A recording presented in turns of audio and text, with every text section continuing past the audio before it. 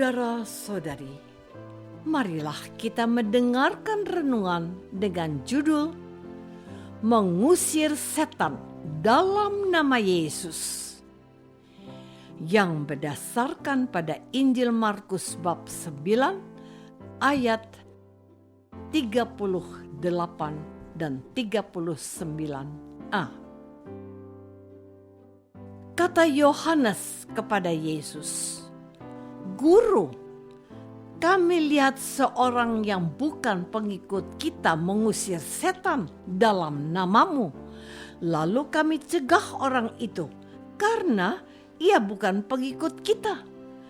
Tetapi kata Yesus, "Jangan kamu cegah dia. Dalam nama Bapa dan Putra dan Roh Kudus. Amin." Saudara-saudari terkasih dalam nama Tuhan Yesus Kristus, pernah dengar program makan siang gratis? Saya yakin semua orang yang mendengarkan saya saat ini tahu.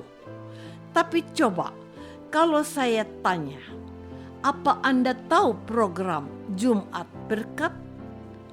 Anda bertanya, apa itu? Kegiatan memberi makan gratis oleh saudara-saudara Muslim yang ada di daerah Yogyakarta pada hari Jumat. Di Surabaya ada kampung yang menyediakan makan gratis tiap hari untuk orang-orang yang butuh makan dan melintas. Apa Anda tahu apa yang dilakukan oleh orang-orang yang tidak mengenal Tuhan Yesus ini? Telah melakukan apa yang diperintahkan oleh Tuhan Yesus.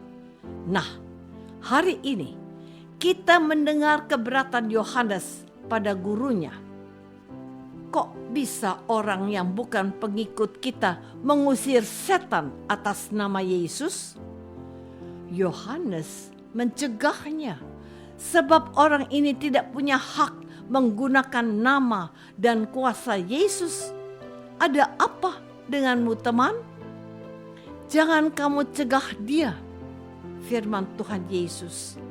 Alasannya, sebab tidak seorang pun mengadakan mujizat demi namaku dapat seketika itu juga mengumpat aku. Barang siapa tidak melawan kita, ia ada di pihak kita.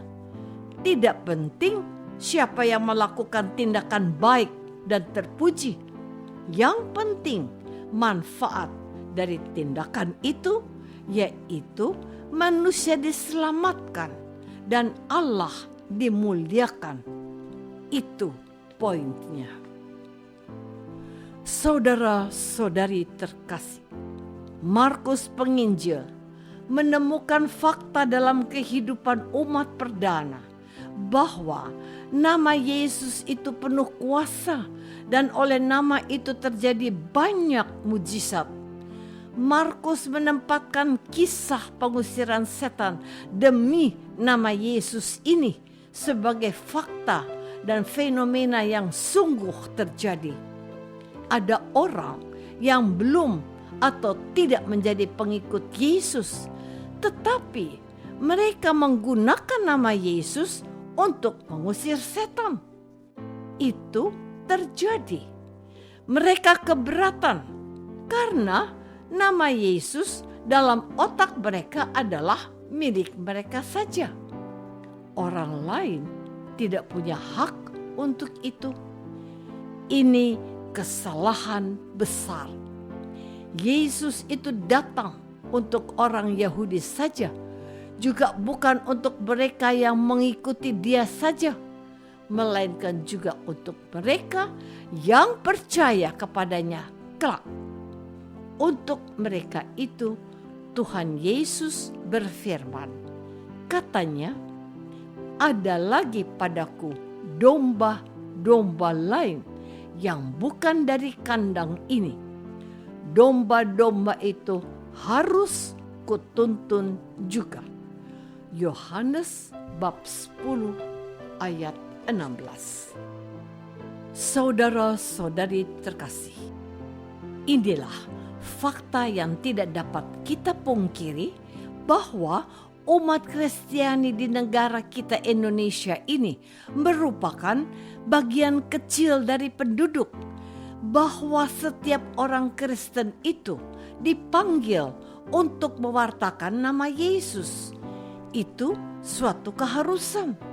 Namun ada sebagian besar saudara kita itu Muslim. Juga ada yang Buddha, Hindu, Konghucu, dan berbagai aliran kepercayaan. Seandainya ada di antara mereka itu terjebak secara tidak sengaja menyaksikan kebaikan Yesus yang dilakukan oleh orang Kristen, dan mereka melakukan apa yang kita lakukan, apa yang kita imani, apakah mereka boleh dicegah, apalagi disalahkan? Tentu saja tidak boleh.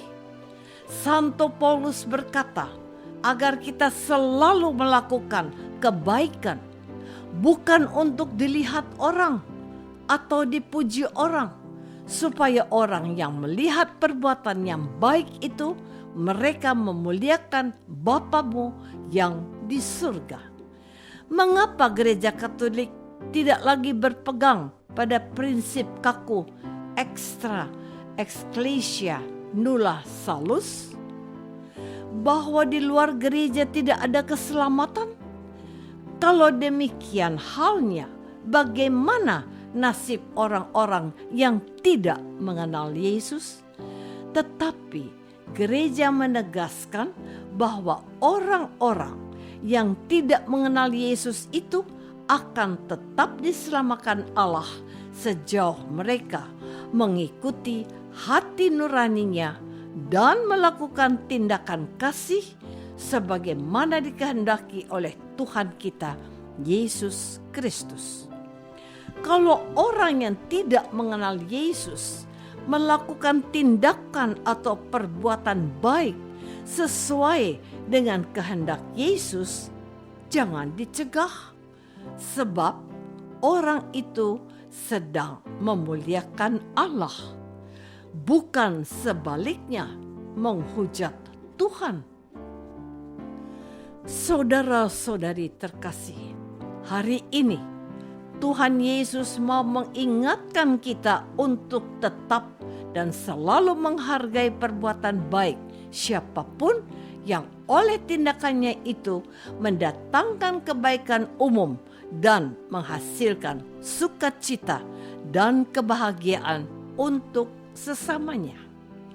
Inilah wajah toleransi yang diajarkan oleh sang guru kepada Rasul Yohanes sebagaimana dikisahkan oleh penginjil Markus.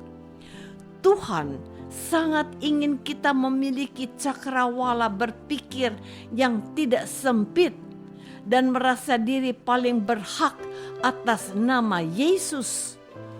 Tuhan itu adalah Allah bagi semua orang. Cara orang menyembah Dia terkadang berbeda dari kita, bukan karena keinginan mereka, tetapi karena mereka dilahirkan dalam kondisi yang seperti itu. Sebab tidak ada seorang pun ingin dilahirkan sebagai orang miskin atau orang bersuku dan beragama tertentu. Ketika orang tidak bisa memilih dilahirkan menjadi anak siapa dan beragama apa, dia punya kebebasan untuk menjadi orang baik. Menjadi orang baik dan benar itu tidak pernah bertentangan dengan kehendak Tuhan Yesus. Setuju? Namun, kalau Allah menghendaki lain, Allah bisa saja menjadikan seseorang sebagai alat dalam tangannya seperti Paulus untuk mewartakan kebaikannya. Jadi, jangan cegah dia, sebab barang siapa tidak melawan kita, dia ada di pihak kita. Firman Tuhan. Apakah aku bahagia melihat orang bukan Kristen melakukan perintah-perintah Tuhan? Marilah kita berdoa. Bapa yang Maha Baik, kami hidup bersama dengan mereka yang belum menerima Tuhan Yesus. Namun kami bahagia karena mereka juga melakukan perintah-perintah Allah. Berkatilah orang-orang baik ini demi Kristus Tuhan dan pengantara kami. Amin. Semoga kita semua selalu dinaungi dan dibimbing oleh berkat Allah yang Maha Kuasa. Dalam nama Bapa dan Putra dan Roh Kudus. Amin.